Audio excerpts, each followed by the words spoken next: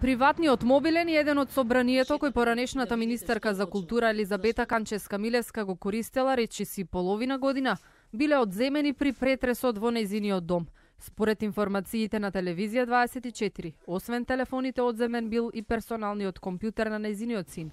За време на претресот кој траел околу 10 часа, Канчевска била присутна и соработувала со полицијата, брифираат извори од истрагата.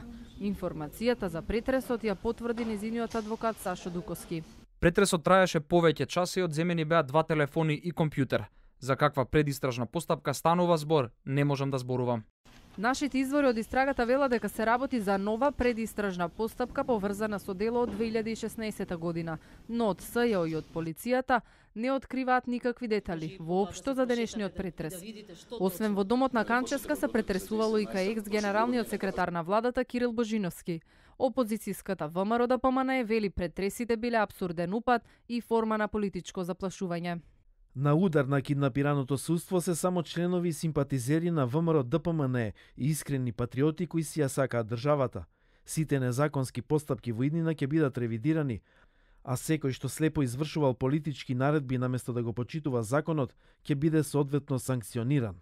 Не само кај Канчевска и Божиновски претрес имало и на повеќе од 5 локации, велат нашите извори, но непознато е дали се претресувале домовите и на други функционери од поранешната власт.